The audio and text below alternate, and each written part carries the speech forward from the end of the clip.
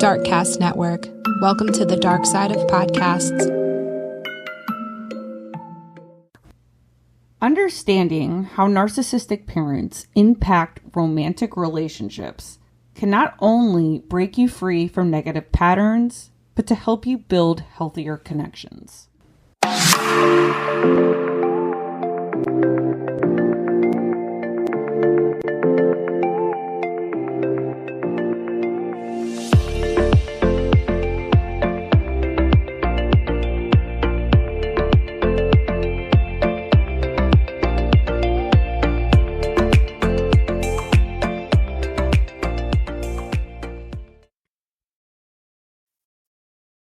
Hello, everybody, and welcome.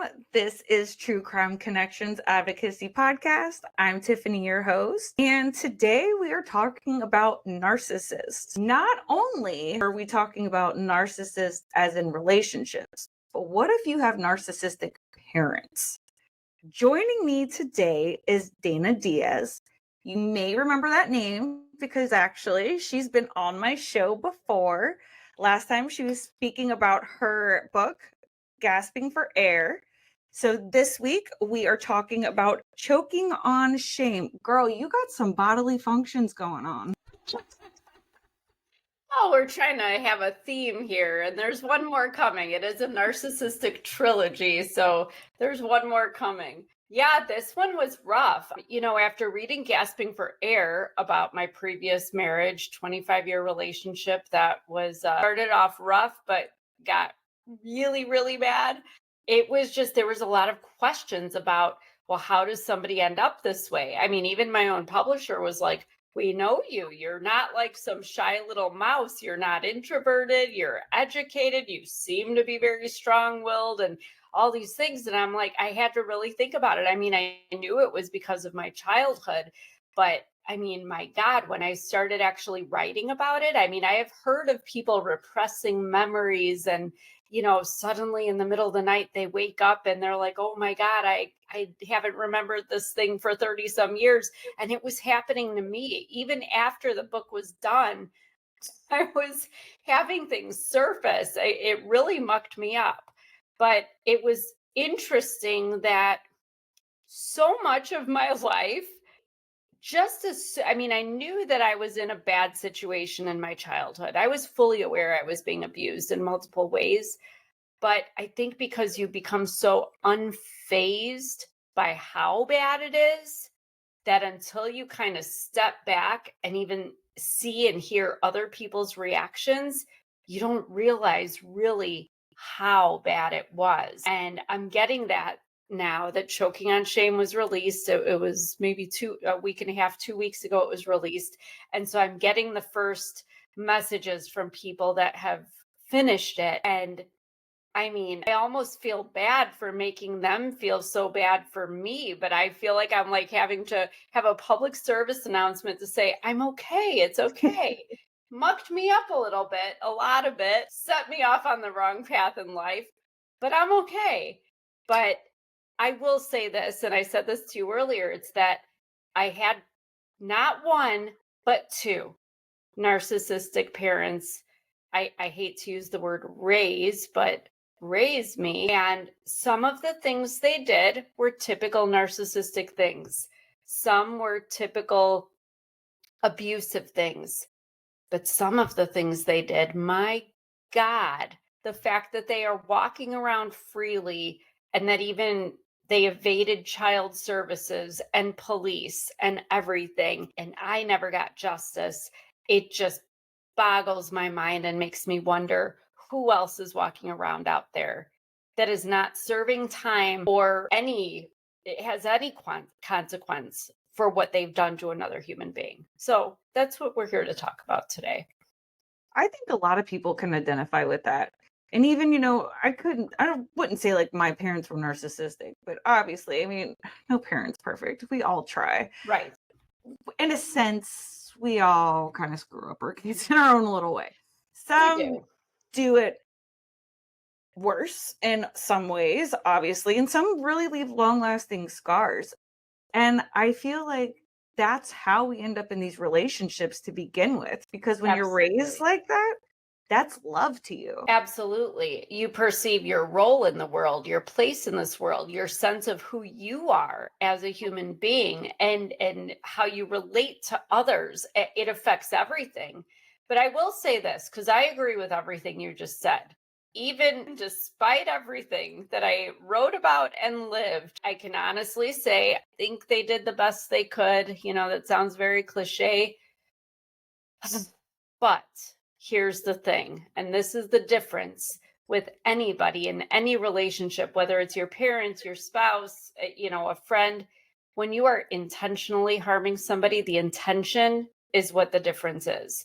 And so in my case, the intention was there, and there was also an intentional allowance of it, an intentional tolerance of it by people who were seeing what was happening. And that is what I take an issue with, because recently, I think it was the CDC actually put out, maybe 2 months ago, I read that 50% of all kids in the United States, half of all US kids right now under the age of 18, have experienced or witnessed at least one incidence of domestic abuse or violence. At least one, but they say on average, before a child is 18 years old in the US, they will experience 4 times of this. And to me, that's not okay. That's a too lot. much. That's Oh. a lot. That's a lot. I'm actually even surprised it's not more, but it's not acceptable at any rate. Because knowing what the effect was on me and seeing, I think we all forget that even in the best of circumstances, like you said, we all develop our role and our identity and everything. And people don't realize that you're basically hardwired by the time you're 7 years old. At that point, it's hard to undo stuff. That's why you'll notice, like, about that age, that's when kids start getting kind of snarky and mean, and they're not as resilient and forgiving as they were before the age of 7, because they start falling into those roles, the roles that they're expected to play, the roles they're supposed to serve. So where it went wrong for me, we'll just kind of dive right in. It was actually before I was even born. My mother was only 16 years old when she got pregnant with me. Typical, teenage pregnancy. She was dating my father, and they did what they did, and oops, she's pregnant. Well, the thing about my mother was I don't think she really even wanted children at all, but I was a little bit of a snag. She made it very clear she didn't want me. Back in the 70s, it wasn't exactly okay, socially acceptable for a girl to be pregnant, never mind unmarried and pregnant. So there was a lot of shame that she endured and a lot of ridicule. She dropped out of school. She had a lot of issues within her family, her friend circle, so on and so forth. And I don't dismiss that. I've been we all have been judged, and we all have been, bullied or made to feel in some way, and it sucks. And I get that, and I'm sorry for her. But when I was born, she had her tubes tied immediately after I came out. Like, Dana came out, placenta came out, tubes tied, no more kids. Surprised that they did that with a teenager back then, but it was the 70s. A lot of stuff was allowed. That's what I was thinking. Yeah. Now they'll talk you out of it. In your 30s, they talk you out of it. Yeah. It's ridiculous. But nope, she got her tubes tied. So no more kids. She didn't want me anymore once I came out. There was not a moment where she held me and suddenly her heart softened towards me. She was very clearly not a mother type. So my grandma tells me this story all the time. She says she came to the hospital with her mother, which is my great grandma, talked to my mother, basically made a deal. My mother wanted to give me up for adoption, and they said, nope, this is the first, grandchild and great grandchild in the family. We are not letting this girl be raised by another family. So grandma said, I will get a job. I will pay for whatever she needs so you don't have to. Great grandma, well, she was old. So she said, I'm home anyway. I will take her in. She will live with me. And that was that. And you know what? It would have been fine. If they would have just left the arrangement as it was, it would have been fine. Because I grew up for the first, 3, 4, 5 years of my life I thought my great grandma was my mother. She's who I lived with. She took care of me. She was the one who was there at night, rocking me if I had a nightmare, feeding me all day. She was mom. She was my mother. Except that this other woman would come over once in a while, not often, but once in a while, and they would say she was my mother. I watched enough cartoons in Sesame Street to understand, I came out of her egg. If nothing else, if she was a chicken, she was the one who sat on me, and here I was. So I was like, okay, I just took it for what it was, because it wasn't, the label wasn't a thing for me. I knew where I lived. I knew who my mother was. I knew who took care of me. And I was treasured and cherished. And to this day, my great grandma is gone, but in my heart, she will always be my mother. And I'm grateful for that foundation, because I think maybe that is what kept my head above water all these years, is knowing that foundation of what a real true mother's love was. Because at some point, my mother decided to get married. And mind you, she had had boyfriends. I was a little crude in my book that she seemed to only have married boyfriends. They just weren't married to her. But she was a very attractive young lady and got a lot of attention from men. And this one particular man, who the first time I met him, he crushed my little fingers in the window of his car intentionally. So yeah, it was hard to like him when he did that. But my mother didn't say a word. She just lightly scolded him, like, oh, don't do that. But it was very weak. She didn't soothe me when I cried because my fingers were crushed. She didn't say anything more to him. It was like she just let it go. She was more concerned about, having this relationship with him than my physical well-being. Okay. I just assumed eventually he'd go away, but she decided to marry him. He was much older than her. I learned later in life that he had, in fact, while he was dating my mother, was also married to somebody else. Told my mother he was getting a divorce, but he, in fact, had not, and was living with his wife and having my mother on the side.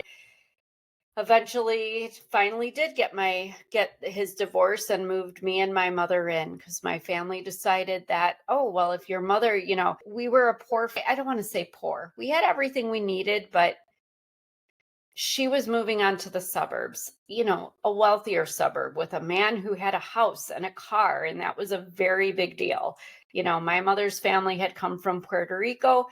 We had everything we needed. We were not lacking for anything, but in everybody's eyes, it was like my mother was going on like Cinderella to live this glorious life. And that, of course, Dana should go with her because that's her daughter.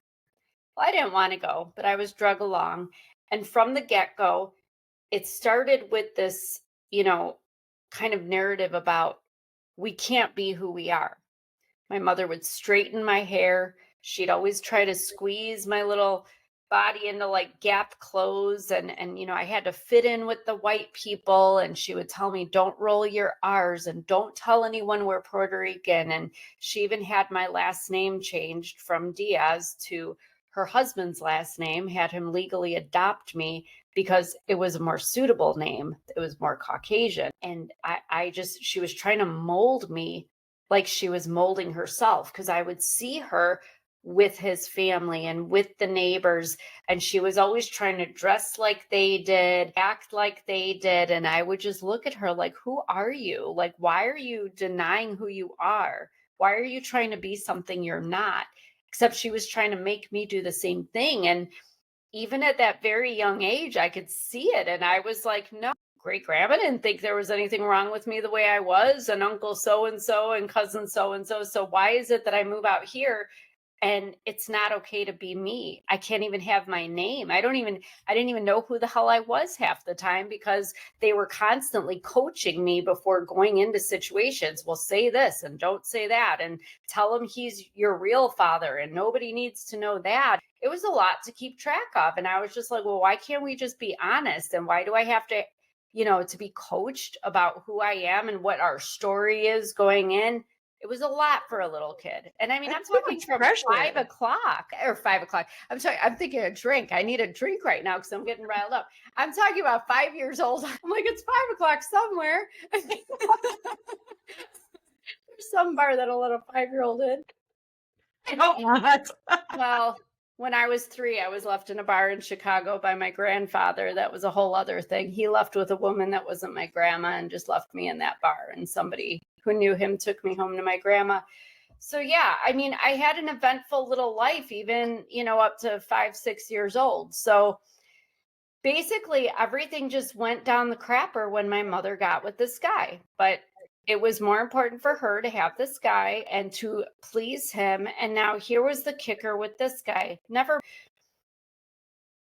I was left alone with him a lot of the time because my mom had to work 3 jobs, and she was always go, go, go, trying to achieve more and make more because this man had to have everything. I didn't know what a narcissist was back then, but I could see he wanted the name brand clothes. He wanted the biggest TV. If the neighbor got something, we had to have it too, but it had to be better or bigger, or, it was always like topping everyone else. And then he would overtly brag about it. Like, I remember he had an obsession with Corvettes. And I remember the one Sunday morning, it was so god awful early on a Sunday morning. And he was literally driving up and down our little street, just blaring his horn because, like us, everybody was looking out the window like, who is this a-hole, disrupting a Sunday morning. He just wanted everybody to see him in this shiny, pretty Corvette, like, look at me and look what I have. And he's still like that to this day. But it was annoying. It was not just annoying. It was, it repulsed me. It disgusted me because everything with him came down to appearances. And it kind of tied into this whole thing about coaching me and how my mom was trying, we had to present a certain way. There's that mask we always talk about with narcissism. But the other thing that I noticed as a kid was we weren't seeing my family very much anymore. My mom didn't have friends anymore. She used to have friends. We move in with him, no friends. And, it's hard because when you're a kid, you can't do anything about it. And who are you going to go to? It's not like I could just pick up the phone and call great grandma and say, come and get me, because nobody else had a car to come and get me. And my mother would have probably put up a fight anyway. But he started using his strength, his strong arming me to try to get me to conform. I always say I felt like the horse they couldn't break. So he started using physical force. I was going to say, it's kind of like keeping up with the Joneses. It was, but that was the light version of it. It was just hard. Like I said, that was a lot of pressure to put on a kid. And the other part of it was, that I haven't even gotten into yet, but I get into in the book, is that it was also because I wasn't his child. It was a big thing about not spending money on me. It was more important to spend money on things that made him look good. So like, I had always gone to Catholic school. But guess what? After a year in Catholic school, when we lived with him, he was like, I'm not paying her tuition. And my mother was the one paying my tuition. But he said, nope, no more. We don't need to do that. That's what we pay taxes for. She can go to the public school. So I go to the public school, again, primarily Caucasian neighborhood. And back then, people have to remember, this was like Archie Bunker times. If anybody remembers him, people were... There was no political correctness. People just said what it is. Teachers smoked. I mean, it was just how it was. Kids beat each other up. There was no, polite society, so to speak. So I go to school. The kids won't play with me because they heard I was bastard child. They heard I was illegitimate. They heard my mother was a whore and their mothers told them they can't play with me. There was all this stuff. And then I get lice. And then the teachers and the nurses are like, oh, of course it's the Puerto Rican kid who gets lice because they're dirty people. They're nasty people. And, making fun of my teeth, making fun of because I still was rolling my R's a little bit. It's hard when I grew up with a Puerto Rican grandma and great grandma who came from the island. They spoke Spanish to me. So I would go home and like practice in front of the mirror, trying to sound like white people which, now I apparently got it at 48, but it was really hard at that age because I was like at home, I'm being like crucified for who I am. At school, I'm getting bullied. Then girls at school started pulling my hair and making fun of my clothes. I got beat up on the playground. It was just exhausting. And I just ended up kind of withdrawing. I was kind of like, the 1980s Wednesday Addams, but I had to be too, because at home it started getting more physical with this man. When my mother wasn't around, there was stuff going on. Like it started with pulling my pigtails too tight, like yanking my head when he was supposed to just be making pigtails for me to go to school. It was, standing up to him and saying, don't talk to me like that, because he would tell me nobody loves me and that nobody would ever love me, and that he shouldn't have to pay for another man's child, and that I was a burden on my mother, and I was a mistake, and I was an accident. And I would say, no, I'm not. No, I'm not. And he would grab the back of my head and beat my head against the wall. One time I pick up the phone to call my mother at work for help, and he took the phone and beat me with it. And it just got very, very physical. He'd drag me out of bed by my ankles, right out of a dead sleep. So then I started like sleeping with one eye open, because every time I heard like the sound of his steps or the sound of his feet on the stairway or coming down the hall, it's like, a cat with the ears going back. Like I would be like, okay, what is it? Is he coming for me? I would hold my breath. I was getting stomach aches, headaches. I mean, I was feeling it. And again, I'm talking like second, third grade. I was just a little kid, and it just got worse. It just got worse. I would go to my mother. She would say, well, I'll go talk to him. Then she'd come back to me with some lecture about how I was lying to get attention, or that he thinks I'm just jealous of her relationship with him because I don't have that relationship with her. It was all this stuff. But again, typical narcissists, because what do narcissists like? They isolate you. They want you all to themselves. They don't give a crap that you have a kid that needs you. And my mother apparently didn't give enough of a crap about me to care about me either, because she kept me at a distance. I can't say like I ever remember her like hugging me or soothing me and anything. She just didn't care. She would actually come to me and say, don't mess this up for me, like as if she was going to lose this life of hers. So it gets much worse, and there were some dicey things, but it was an interesting time when I was I want to say I was in 6th grade. My mother came and got me in my room, because I learned after a while I just wasn't going to fight it. I was just going to stay in my room and lock the door and not come out, basically, unless I had to go to school. And when I was 18, I was getting the hell out of there. That was the plan. So I'm in my room, about 6th grade. Mother comes and gets me, and this is in the book. And she says, we have to go have a talk. Takes me into the den, and there's my stepfather sitting there with his arms crossed, over his burly little chest there, because he was working out, because he had to be big and tough, even though he was not big and tough at all. I think I'm taller than him, and I'm only 5'3". Anyway, I know I feel like I just want to take a swing at him now. But they sat me down and basically told me they were separating. And my mother even almost made it out to be like it was my fault. I was just like, okay, whatever. Like, I didn't really understand what that meant, but I kind of understood what it meant. I remembered that was about the time that movie Kramer versus Kramer came out. And it was like a big deal that, oh my gosh, they got divorced. Like, people didn't like really get divorced as regularly as they do now. So it was a big deal, the divorce and the custody battle and all this stuff. So like I was sat down between them, and they're like, so who do you want to stay with? And I'm thinking, well, honestly, I'd rather go back to great grandma's. I wish I had just stayed there. But given the option, I picked him. I picked the man who was beating the crap out of me and saying all these vile things to me. Doesn't make sense. Made perfect sense to me, though. And my mother took issue with me about that. Still to this day, we're estranged, but even one of our very last conversations, she would not let this go.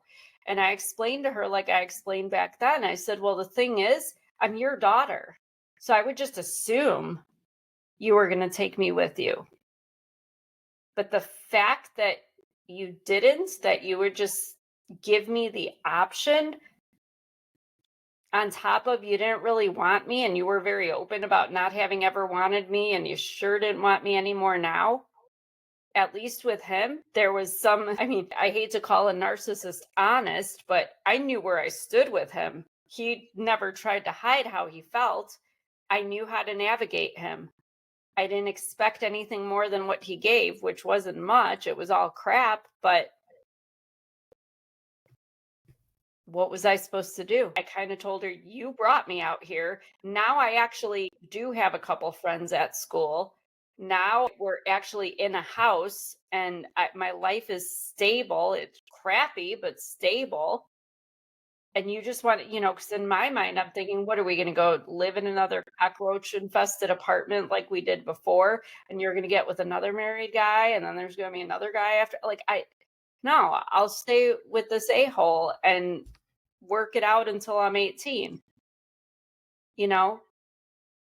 That's crazy. I'm even shocked though, because he's like, I don't want to pay for another man's child, that he would even allow that.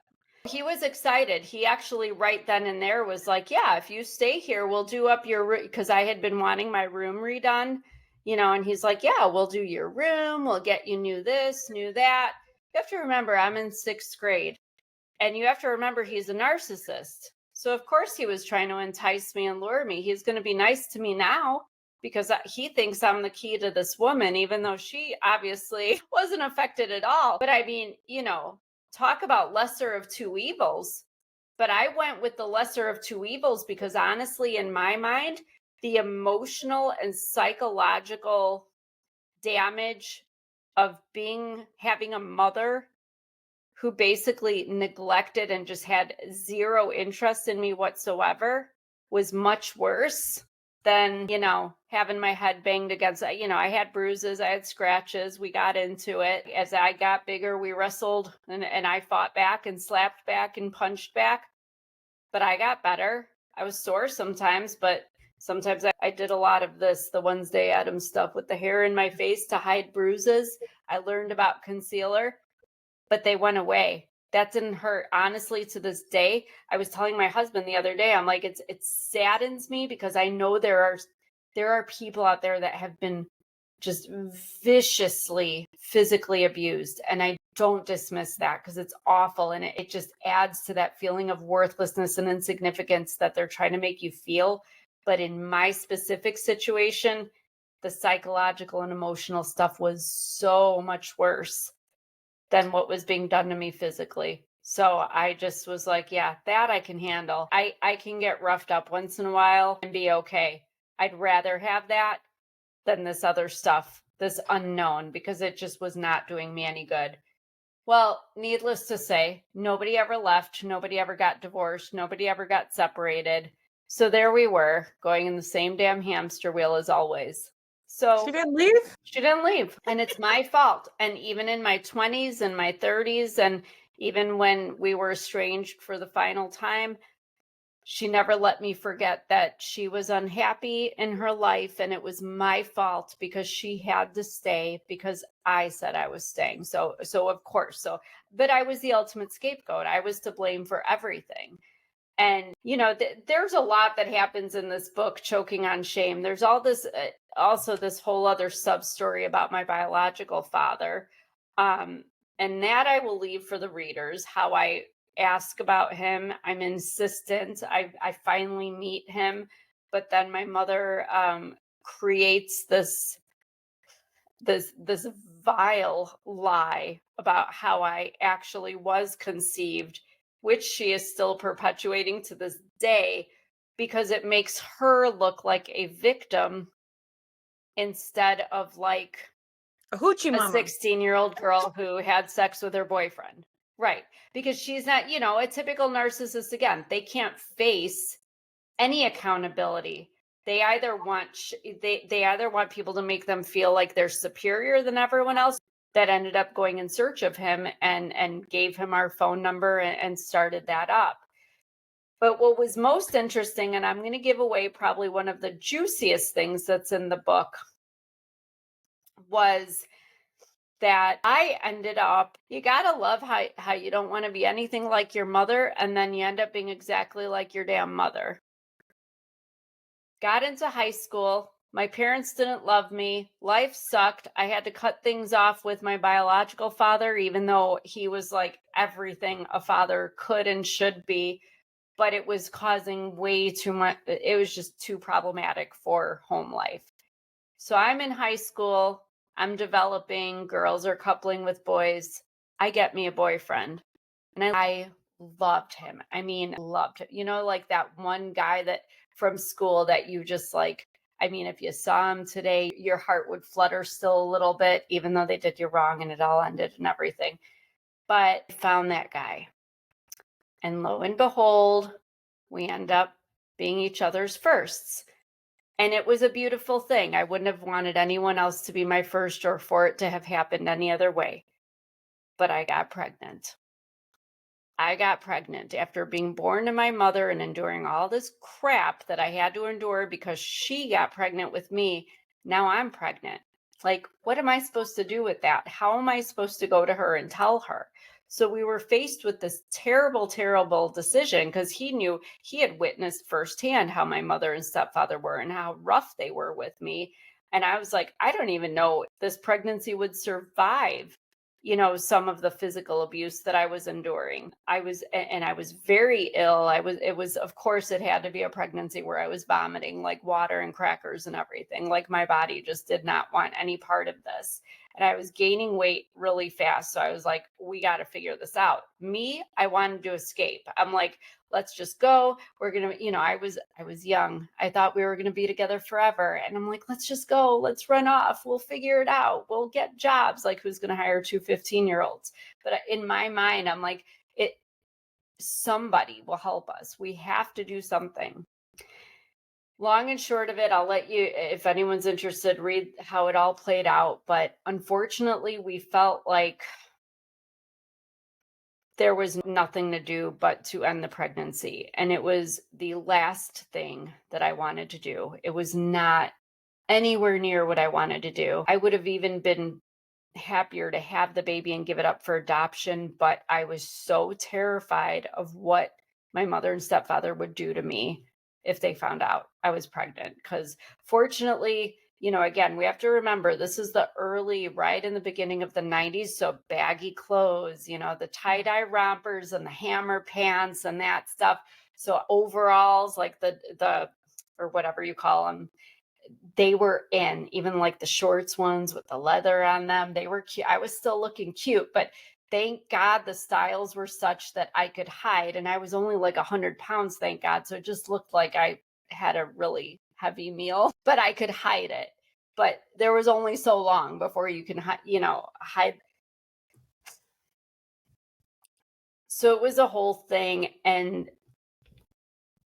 probably one of well, easily the biggest regret of my life, because I wanted that baby desperately.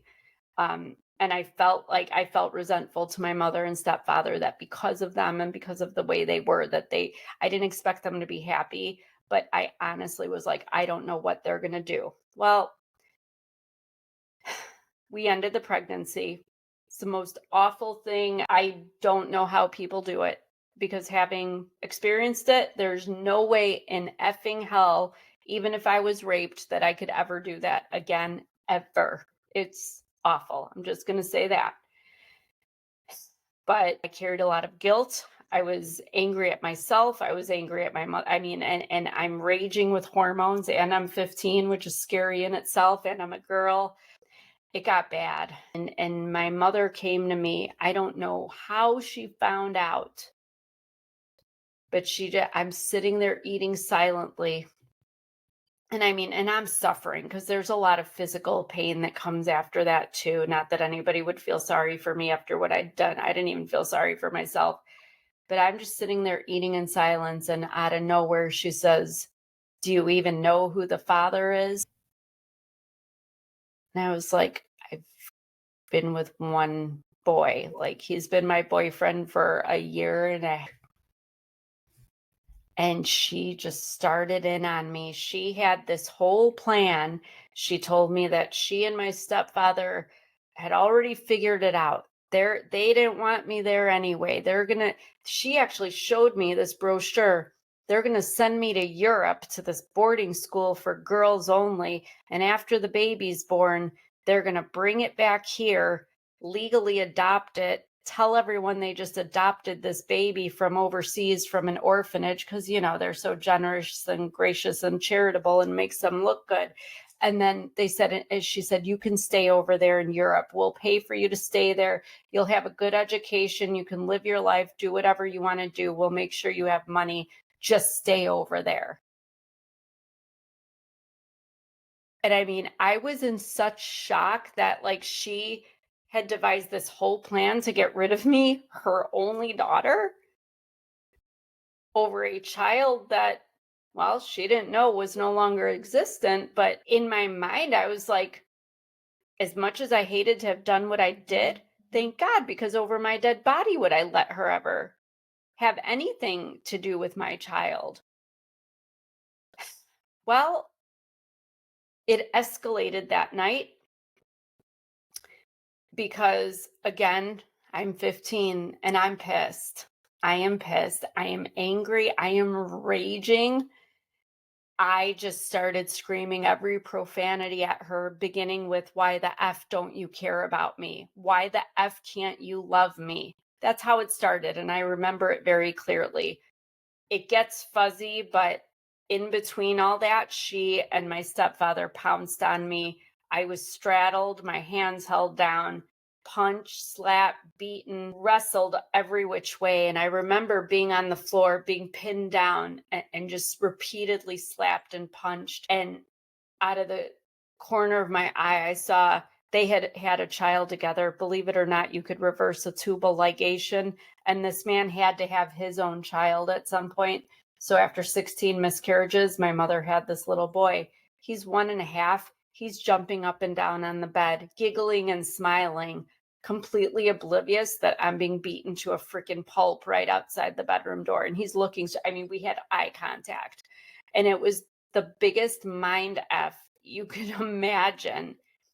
But what was worse was that after I had kind of wrestled myself out of that, my mother, wasn't even my stepfather, it was my mother, put her hands around my neck and strangled me.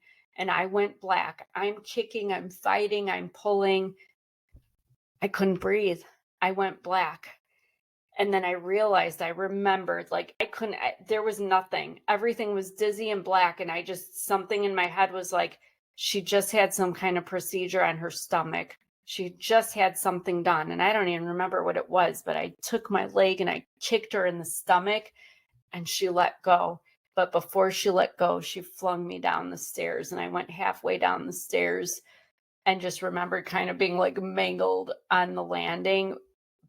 But it was like it didn't even matter what had happened. I knew I was hurt, but I got my ass up and ran the hell out of that house. I got the hell out of there. Child services were called the next day at school because you can only imagine what I looked like. And I, believe it or not, despite all this, this little hiccup that I had, big hiccup, I was a very good girl.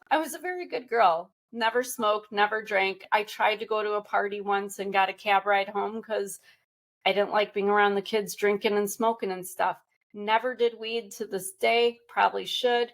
I was a good girl. I was a honor roll, first chair in 2 orchestras, taught myself to play. I really was a straight arrow. So my dumbass went to school the next day. And obviously the teachers were seeing me. It looked rough. And so they called the cops to come pick me up and they called child services. And I tried to tell them what happened. I was being truthful, but mom and stepdad already beat them. I talk about it in the book as it was being taken to the police station and seeing them. It was reminiscent of in the movie Annie, the original one, where Rooster and Lily were pretending that they were her parents. And they were so sad. And that's the bullshit act that I was seeing at the police station. And that's the act that they gave child services. So child services didn't even investigate very much. When the police officer came in, he's like, well, they interviewed a couple people that work for you. They interviewed their employees. Of course, their employees are going to say nice things for them. They don't want to lose their jobs.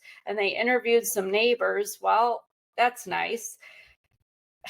What about all the stuff on you? Like, obviously you have bruises. Oh, I had hand marks, I had bruises, I had scratches. I was a damn wreck. Mother and stepdad said that I self-inflicted those because I was mentally unstable. I was so mentally unstable that they were concerned about bringing me back home because my poor little brother that I had been actually fantasizing in my head, like trying to figure out a plan to take him and go just disappear with him, because they didn't even deserve him, never mind me. And I was afraid for him. I was actually upset that I had to leave him in that house, knowing what they were capable of with me. So nobody questioned it. Nobody asked me if it was true or not. Like I said, I don't even call that an investigation. But the officer looked at me and said, well, you have to go home unless there's somewhere else you can go. And they were pulling this crap. They said, well, she can go stay with this relative we have. And they started talking about a relative we have that was struggling. They were a one-income household with six children and lived on the south side of Chicago, where there's gangs and, people live in bug-infested houses and stuff. And I love my family and my aunt and uncle and my cousins very much. But, again, my mother and stepfather, who were, kind of more hoity-toity, or at least they thought they were, I could see through it. They were trying to send her go live into poverty. And I would have, because I would have been fine there. I would probably been happy there, except I knew that my mother and stepfather would use the money that they had, perceivably they had much more than the rest of the family, and they would still have influence over me with that family member. You know what I mean? So I said, no, I'm not going home. I'm not going there. I will go anywhere else. There were 2 families from my school that offered to take me and offered to take legal guardianship. And one even said they would legally adopt me if need be. And that would require my mother and stepfather's consent and their signatures, and they would not cooperate. So instead, my stepfather and my mother said that it was only appropriate for me to go into a facility for the mentally ill. You gotta be fucking kidding me. I was taken that night and admitted to this facility, to the 3rd floor, which was where the kids, I believe it was ages 11 to 18, resided. I was taken to a room, by the way, stripped down, treated like I'm absolutely nuts.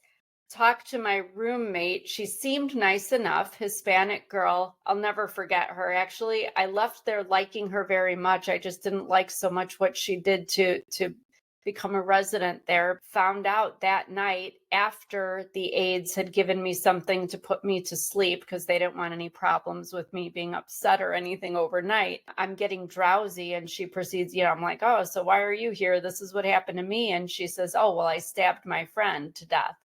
And I'm like, you're kidding, right? Because she seemed funny, and she reminded me of Blanche on the Golden Girls, except 12, 13, but she was so cute and so funny, even had that same short hairdo.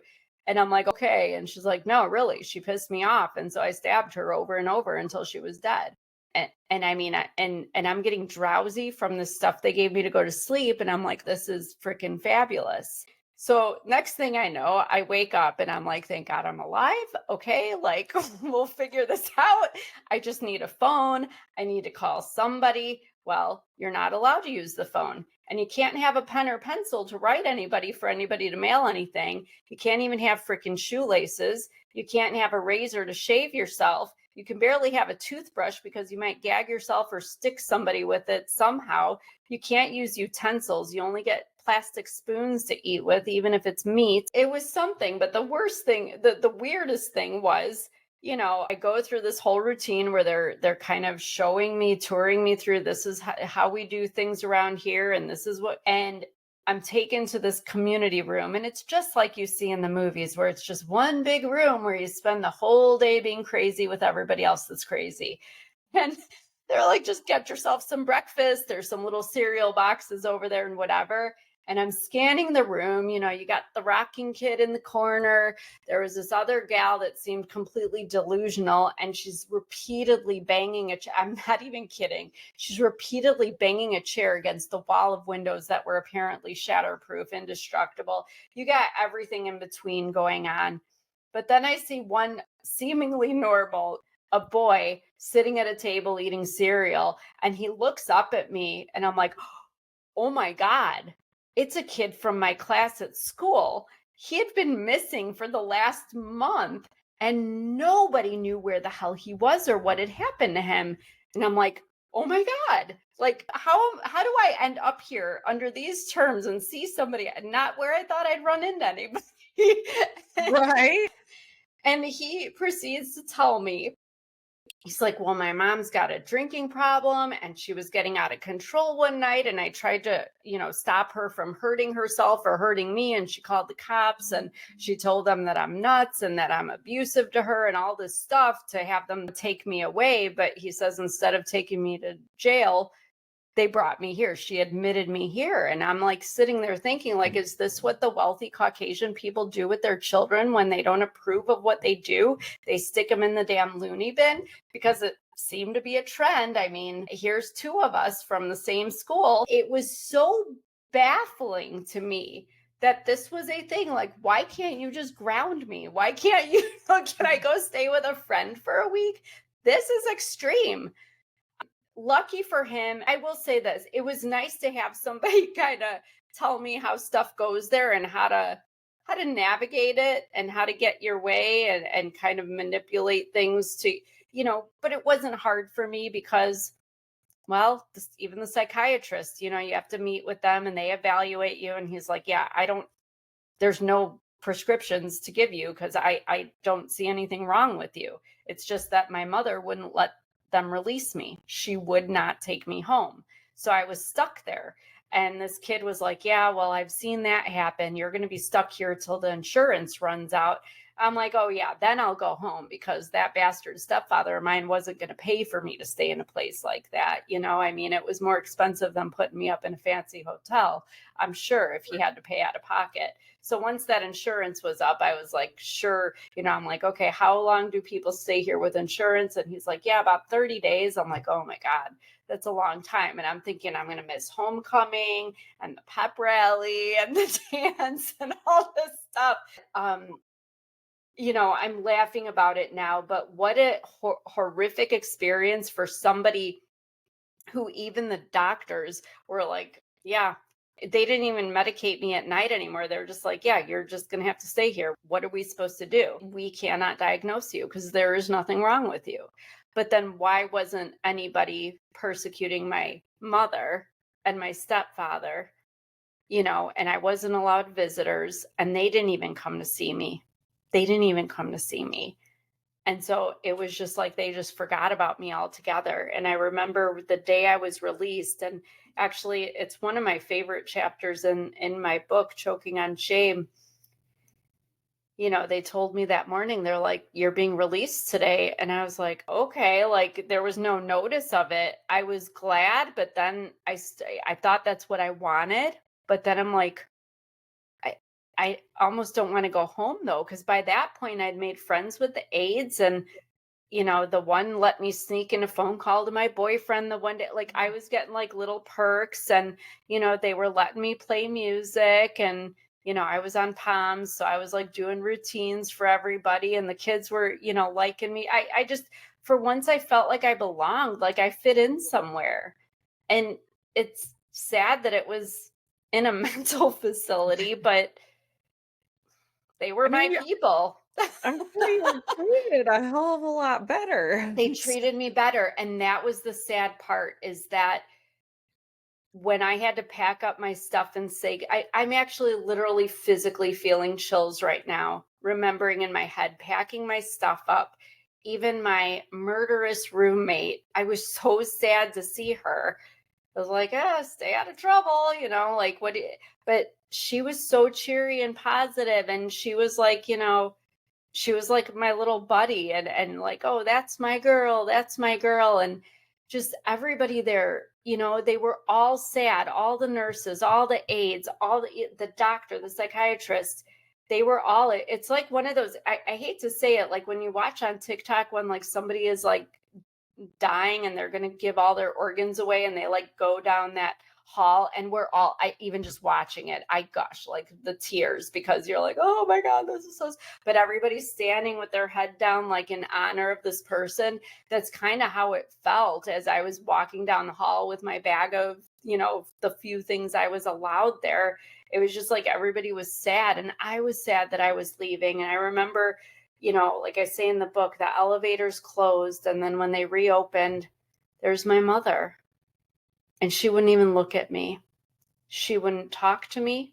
She wouldn't say one word. Not a goddamn word.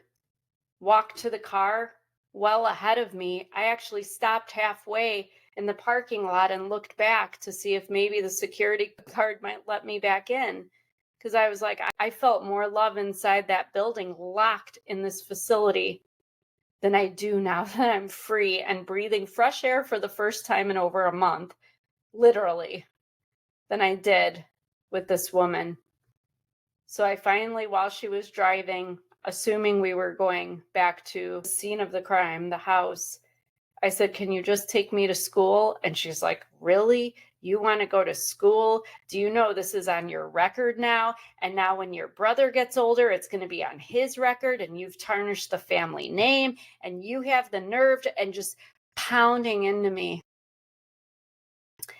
And yeah, I think that it was somewhere between when she had her hands around my neck and that moment there in the car a month later that I was just like, I'm done. I can't do this anymore. I think I'd always had hope that I'd have a mother. And I'm 48 now. And you know what? I'm not going to lie. There are still moments. I mean, we all watch Say Yes to the Dress and all this other crap that we have in our heads that, these moments we're supposed to have with a mother. And I didn't have those moments. I didn't have that moment with my mother when I was pregnant or when I had my son. I didn't have that. I've been married now 3 freaking times, only 2 men, but 3 times. Don't ask about the second one. That's in the 3rd book, 2 weddings, 1 guy. But, not one of those times did I have a mother say, let's go dress shopping, or a mother that came and had that moment with me before I walked down the aisle. I had nothing of that. And to this day, we are estranged for the 3rd and final time.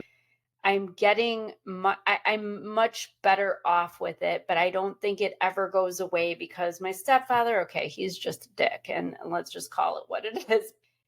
To have your own mother, that's a rejection that just, like I said, no wonder I left the house at 18, basically ready to jump through any hoop anybody set out for me to, if it meant having one tiny bit of affection or love. And I use love loosely. I would say love being whatever seemed to be love, which is why I fell for a narcissist, because they prey on that.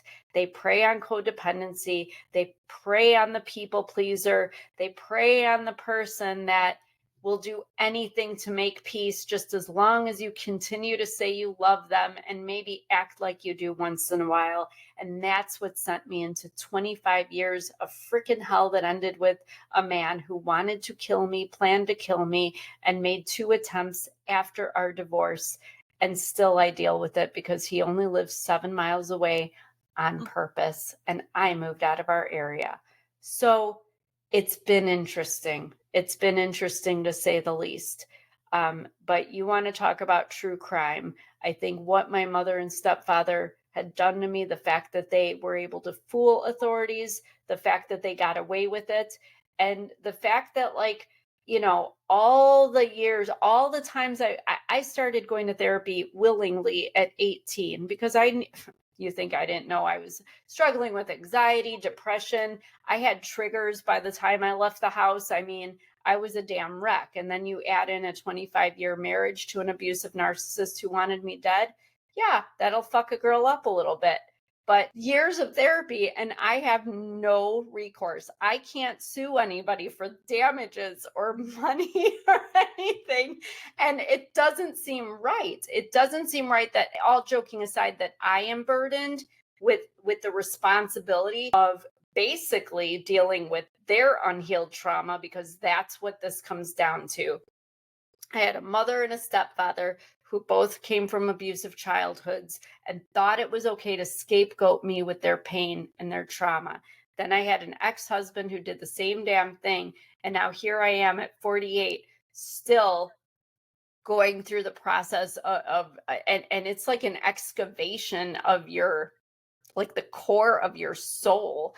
Anybody who's been through really effective therapy, I mean, it tears you open, and it's almost worse than just going through life with your issues. It's awful. But I'm glad that I'm finally getting to the point where my birthday can come and it doesn't bother me that I was born on my mother's birthday, and that I'll always have that damn reminder. And it doesn't bother me that it's right after Christmas, 2 days after, and that I am not invited by any family anymore over the holidays because I'm such a disgrace for speaking my truth. How could I do that to my mother? How could I do that to my stepfather? So all of my families, except for my grandma, my godmother, and a couple cousins that don't even live anywhere near me. They're way out of state across the country, but nobody else speaks to me. So I don't get invited to Easter, Christmas, and Thanksgiving. I don't get happy birthday cards. I get nothing. And my son, even, unfortunately, and I understand, he gets invited still and he goes because those are his families. But the disloyalty that I feel, it's a little selfish, but I can't help but feel hurt by that because I get to be alone. Yet I didn't do a goddamn thing to anybody. I didn't do a damn thing to anybody. I'm sorry. It's okay. Do you talk to your brother? He drank the Kool-Aid a couple years ago. So I thought we could be okay. But, it's interesting how narcissists work because they just will not stop. They will not stop. They keep going. I mean, I'm talking even last week, I had to hear from somebody, well, I heard that they said this or they're saying, and it's like, why? We haven't talked for what's it been, 6 years, 5, 6, like, why? Why can't you just live your life? Leave me alone. Let me do my thing. You do yours. I'm being as respectful as I can, changing names and not giving certain details so nobody will know it's you, but just let me be. There's a lot to unfold, a lot to unravel, but it'll be interesting. I think once people see with this third book, that's where I'll talk more about like this after stuff, the smear campaigns, and how you just have to find a way, how life kind of makes you, if you're willing and open, to it, to get to that place where you can be at peace, where it doesn't affect you.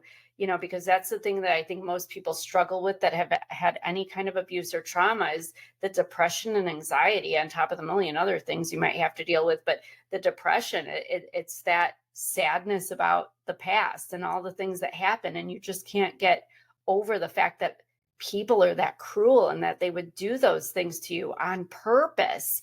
And then that anxiety that kicks in because you don't trust your damn future. You don't trust that person that seems like you can trust him. You don't trust that, gal or that guy that, seems really nice and they seem like you just don't trust anything or anybody. And you barely trust yourself to make a good judgment about who somebody is. So you're always worried. You're hyper vigilant, looking for evidence to support that you're right, that nobody is that good. There's something underneath there. I don't trust this or that.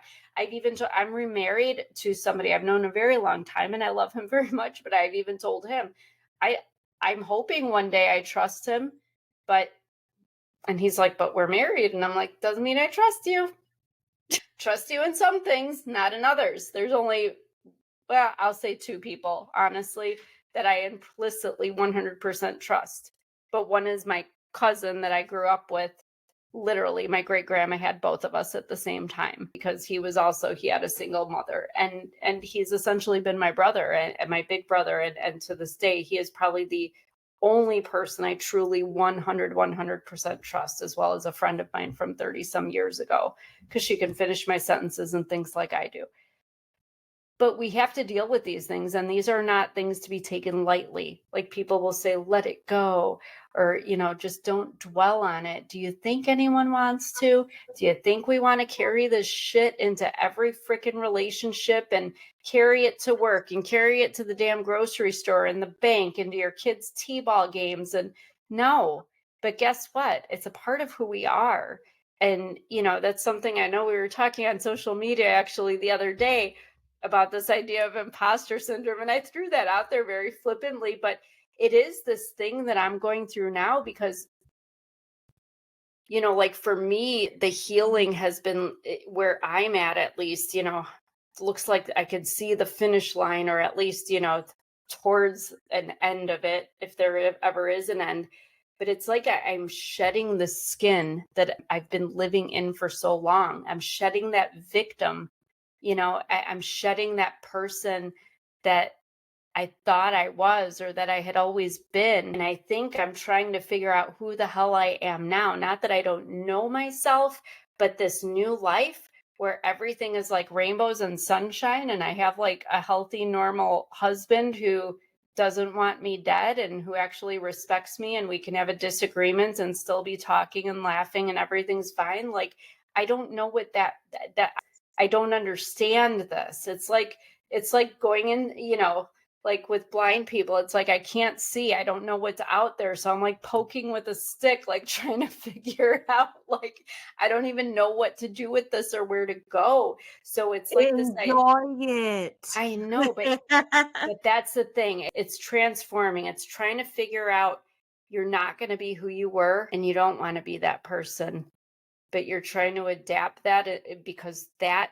developed who you are now. So like, how does that translate? So I just say, like, I feel like I'm in a chrysalis and I'm like trying to bust out of it and fly. I'm like, I'm right there. I'm ready to spread those wings, but there's part of me that's still holding on to that past, because that's what I do now. It's given me my mission and my purpose in life to advocate for others who have been that child in that home, or that woman in that toxic marriage that fears what would happen if she left with her kid.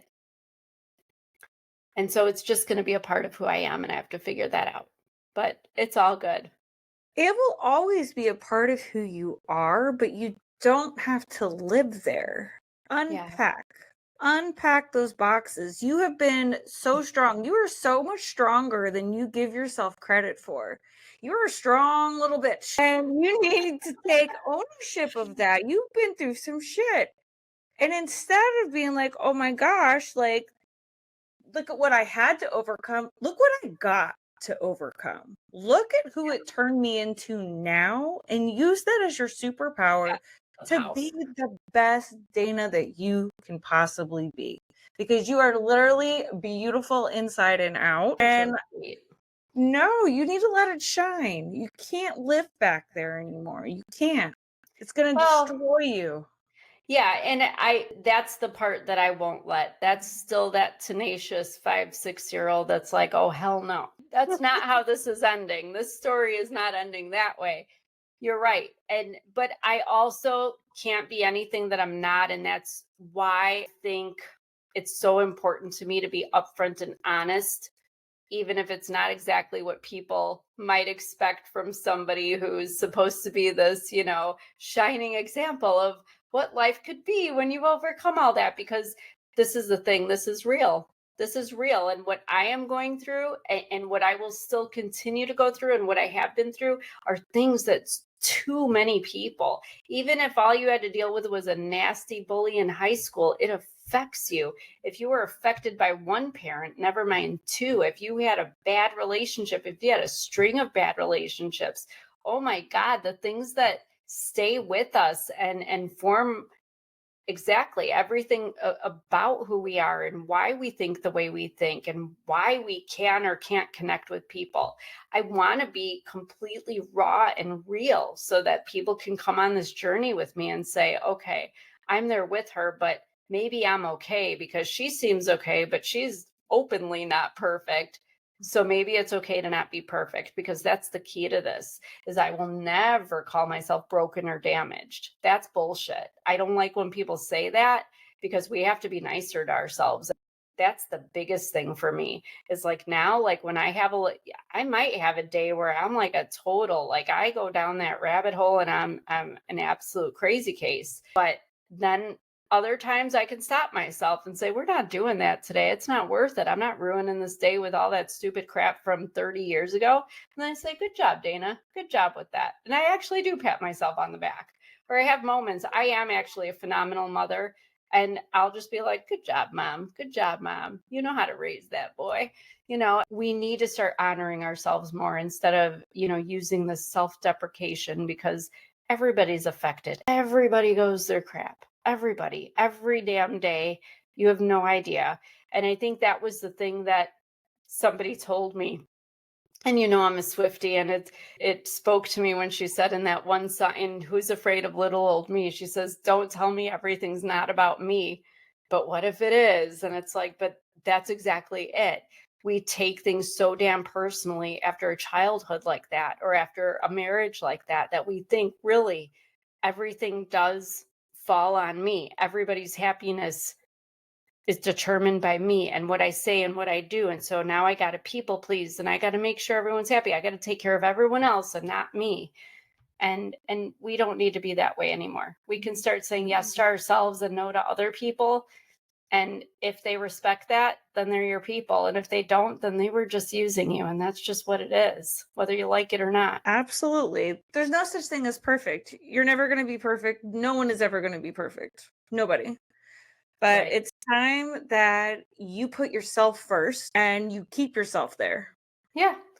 Yeah. And that's what I've been doing. And it's been going good. And, we're working on just living in the present, because that's my biggest thing too, is that I think we do get so caught up. A lot of people, even people that come to me and they say, I want to change, I want to heal, I want to get, overcome this, or I want to be able to leave this relationship.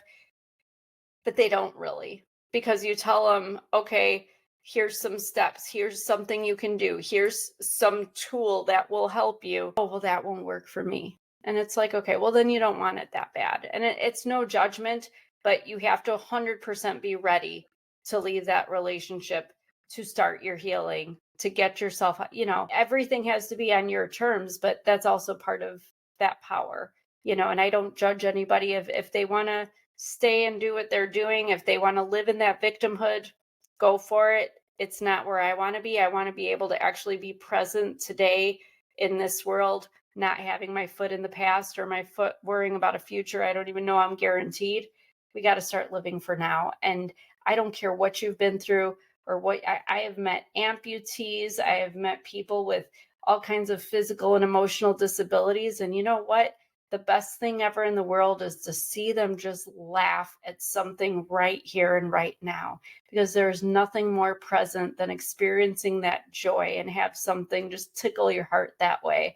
And that's just the best thing ever. And I truly believe everybody should live for now and be present. 110%. Can't live in the past. The past made you who you are today. You deal with that and you keep it moving forward. Exactly. So that's the plan, ma'am. Yeah.